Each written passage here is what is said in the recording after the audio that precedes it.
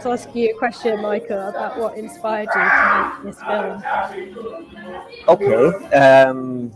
Yeah, I mean, you guys did really when you got in touch with the theme, and yeah, it was originally through a friend, and there was 3 of us making it, and it ended up just me. So yeah, I mean, it's just I don't remember the entire framing of the event, the borrowed time event, but I suppose I just took away death and Anthropocene and sort of what they might have to say to each other. And yeah, that's like an unfathomably sort of huge topic. So yeah, I found that I just had to start from where I was and make it quite personal, which I guess sort of runs the risk of being narcissistic or solipsistic, but it felt like the only honest way to approach it. I didn't want to, I mean, some of my work I'll maybe try and make grand statements about things, but not having died so far as I know, I didn't want to do any abstract hand wringing about the Anthropocene and other species only, and removing myself from it. That didn't feel right. So I had to really start with how I feel about the idea of my own death, and starting with baby photos and old recordings and stuff, and then trying to go outwards from there to say something a little bit larger.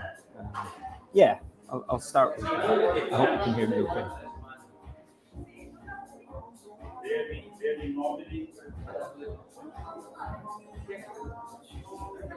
Oh, you're muted, Kat. I don't know if you're speaking to me. I'm muted. Yes, I was doing that to stop the feedback. I think Minu wanted to come back in and ask you another question.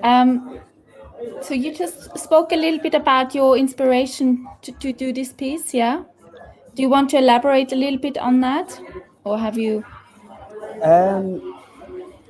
I mean, I guess it's a theme that's very much connected to. I think Richard's just asked this question, how it relates to my usual work, and I guess like death is a theme that seems to follow me around. I think the last commission for a film I had was all about male suicide rates, which was an incredibly difficult thing to make, and then along came this one. So I mean, I think through my Buto training and all that kind of stuff, ideas around mortality and death and what might be beyond that or before it or alongside it have been sort of present with me for decades anyway. So, but I also there's something, I think this is the first sort of proper thing I've made since lockdown. I think that's right. So it's like been a year and a half or something, and so something to do with being, I made it here in Italy,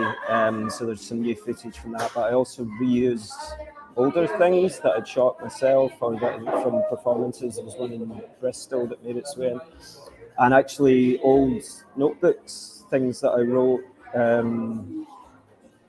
almost 20 years ago, 15 years ago, phrases that never found their place, and partially because I was in really vulnerable spots when I wrote them and wasn't about to publish them for anyone. So I was basically digging through my hard drive, So it was really, that sort of archaeology was really interesting, and finding things that I'd written or little sounds that I'd made and kind of going, oh God, that was actually good. Like maybe this is what it was for. And so I found that, aesthetically, it's kind of all over the place. I shot some new stuff with a friend, Filippo, who's a fantastic filmmaker, and he was working with an analog camera, and it's has a quite specific look, and some of the best stuff didn't make it into the film because I realised that I had to mix registers, I guess, and didn't want to have just this elegiac sort of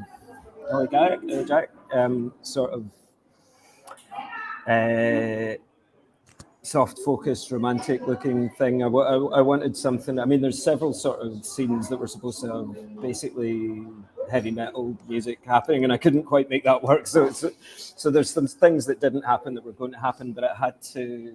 I felt that. I mean, I basically just wanted it to be honest. I always approach it from that point of view. So, like the confusion that I feel around the topic, I felt should be reflected aesthetically in the sort of splurge of different styles, and hoping that I can somehow make them cohesive and belong in the same film. And also just, I mean, one of the things I was happiest about, there's a scene in the middle with a waterfall that I shot near my friends outside Bologna. And just playing around, I'm not a video expert. Like, I feel I know what I'm doing with dance and with words and with music. I've been doing that stuff my whole life. So I allowed myself to just be like a sort of kid in a sandpit with the video software, and playing with the fact that I wasn't an expert with it. And so suddenly the waterfall scene became Monty Python almost, you know, and like, and I was like, yeah, okay, great. There's something kind of absurd and a bit rubbish made its way into the film, which I'm quite happy about, you know, because I think you can overplay the sobriety. That's probably not the somberness of a film about death and sort of, you know, Buto being known for what it's known for, and a sort of pompous seriousness that I wanted to avoid. So I was quite happy to find these little accidents, and I'm very aware that I, for me personally, I was taking quite a lot of chances with the film. That might not be apparent to anyone except me, but not doing what I usually do and thinking I'm just going to put that in and see what people think of it. And I'm not sure what I think of it, but you know, to be a little bit on the edge, which I really, it felt fantastic. Right, you know? Yeah. Yes, so this edge is very interesting, and I'm inviting everyone to put some things in the chat about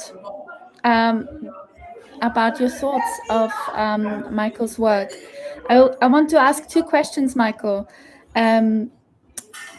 I've done Buto myself, and just a little question about your Buto training, question number one. So can you speak a little bit more about your training in Buto, how that has influenced your practice generally, but also how Buto kind of comes into the theme of death? And the second question is, Richard has asked the question, you once told him that this is not a dance film. So maybe you want to respond to that as well. Sure. Okay. So Buto was the first question. I mean, that's something that came into my life around 12 years ago and sort of changed everything for me. I was at quite a low point. I'd been a musician and I suppose a writer up until that point. And yeah, I had quite a sort of dark period in my mid-20s where I wasn't making so much music anymore, and like the bar jobs I was doing, which were in a thoroughly cliched way, were there to support the real work, you know, and then I wasn't doing the real work, so I had a good year or so where I was like, so I'm a barman, okay, which obviously there's nothing wrong with that, but I didn't. We all know what that feels like. Yeah, and it's not to denigrate that at all, obviously. But a bit of a loss of purpose, and I've been doing some sort of ritual theatre things, and not with a view to performing at all, just to try and fix myself or to relocate my soul or something like that. And already found a lot of things, but Buto was the one that I did one workshop with. Actually, my friend who was my first Buto teacher, Yuri, who lives in Bologna and is my reason to keep coming here as well. So had a huge, like a 2-hour workshop where I went in as one person and came out the other side thinking, okay, I do this now, and really just followed it ever since, quite deeply. I had to travel a lot and make some quite extreme decisions about my life and not taking jobs and living in strange places and living nowhere, and just to follow this thing and try and deepen it. So and with a lot of different teachers at this point, and I think I've arrived at a point finally, I'm 41 now, where I've allowed myself to not let go of it. I'm still completely training and interested, but to claim my own, what do I want to say, like, not to worry about lineage so much. I mean, if I'm teaching Buto or something, that's different. I try and be very clear about signposting where things come from and what's me and what isn't. But when it comes to making work, I'm just like, okay, I've got all these things under my belt. I'm just going to make something. And that, to respond to sort of Richard's question, I could digress about that for ages, but I mean, when I got the request from you guys to make the film, I think I was vaguely aware you probably were aware of me as a Buto dancer, so I thought, okay, they're probably expecting some dance here. But at the same time, I didn't want to feel beholden to that. I was just going with the theme, and some of that needed to be words, and a lot. The sound is very important. And I don't know if people were watching on shitty laptop speakers or not. I hope not. Ideally, because the sound's super important as well. And in the end, I mean, the only way to make something like that for me is to just not worry about genres or you know, whether I'm being faithful to this or that, except just being faithful to the piece, to the film itself. Fantastic. Thank you, Michael. So 2 more questions.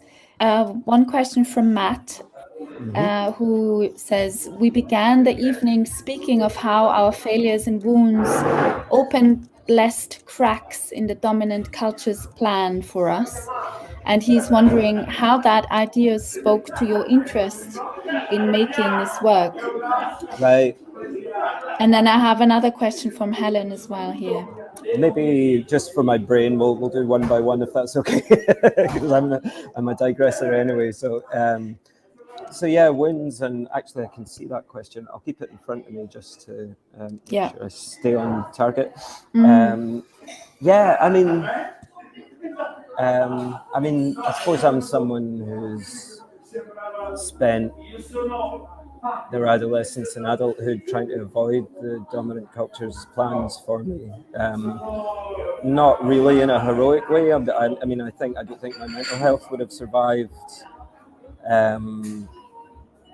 doing the square thing, which again is not to denigrate that. I know of people who can do an office job 9 to 5 for 40 years, and you know, it doesn't really feel like a choice for me personally. Like if I don't know why I'm doing what I'm doing, I can't do it. I pretty much circle the drain pretty quickly. So it's been a bit of a quest for it. I don't know about the word meaning, but some kind of alignment with what I feel it's like to be here. I don't really want to talk about purpose either, but and to try and engage in activities that seem like they align with what it feels like to be alive and what the imperatives seem to be to me in the face of a culture that's telling me otherwise. Absolutely.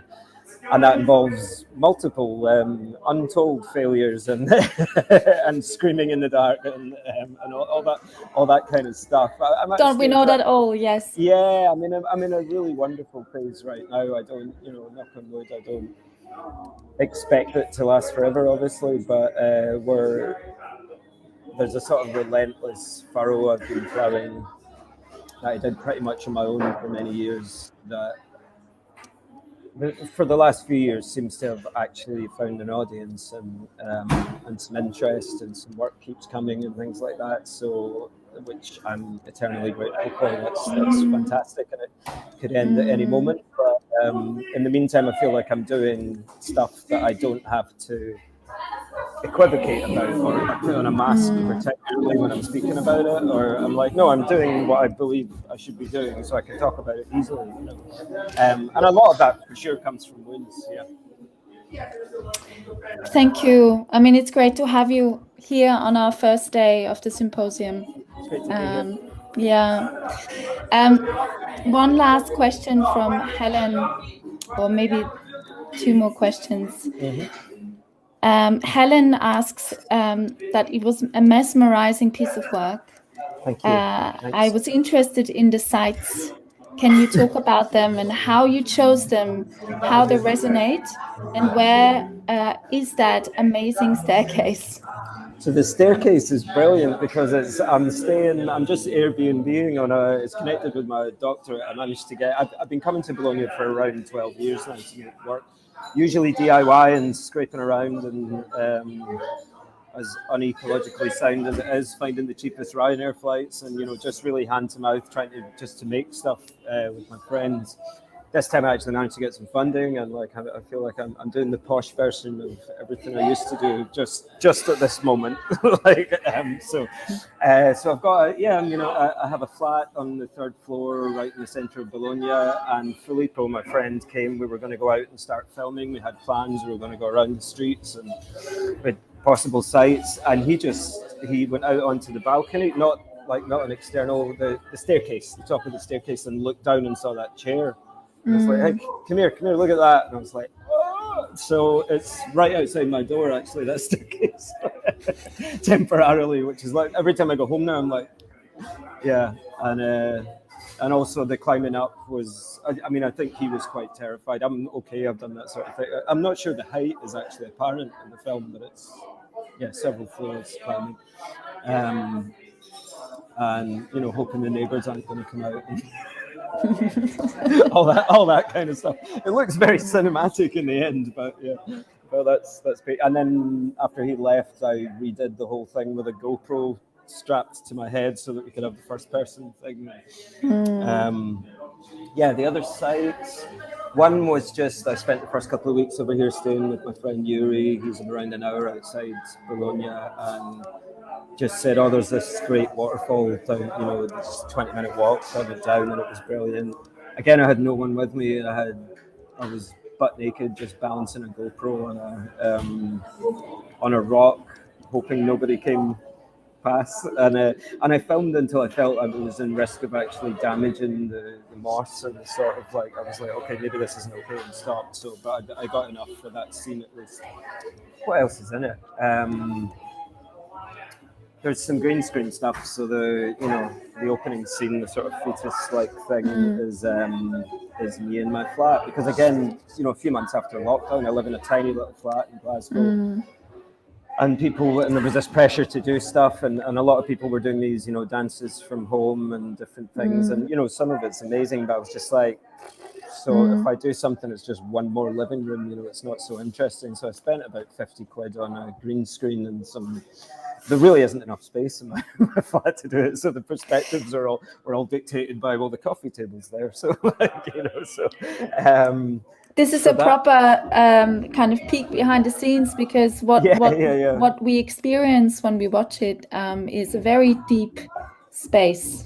And I kind of don't want to ruin it in a way, but yeah, of course it's made by a person doing things. So yeah, in the world, in the flesh of the world, exactly. Yeah. So that brings me to the last question, which is from Leslie, who is asking, from the fetal imagery to the nakedness, it felt like there was a letting go and acceptance of the greater biological process of it all. Was that intentional? And she was also very struck to the core by your work there. That's beautiful, thanks. And hi Leslie, that's a friend. So the question, and acceptance of the great. Yeah, I mean, absolutely. Yes, it was all intentional for sure. There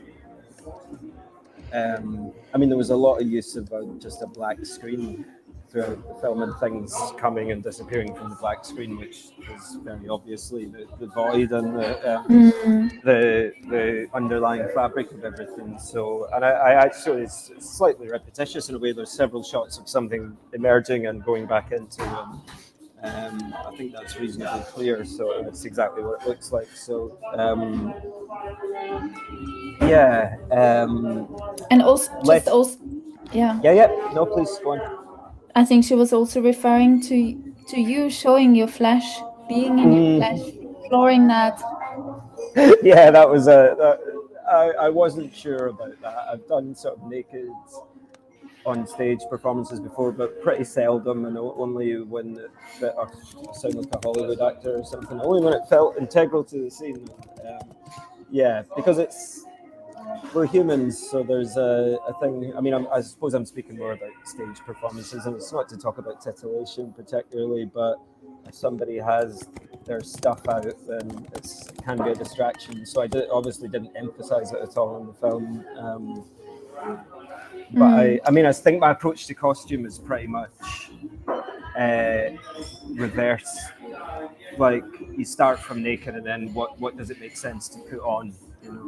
That's fantastic. I think that's my, and it usually goes the other way around. Yeah, and it just doesn't make any sense to me. So it's particularly through dance, like if the body is sort of primary, then what are you going to put on it?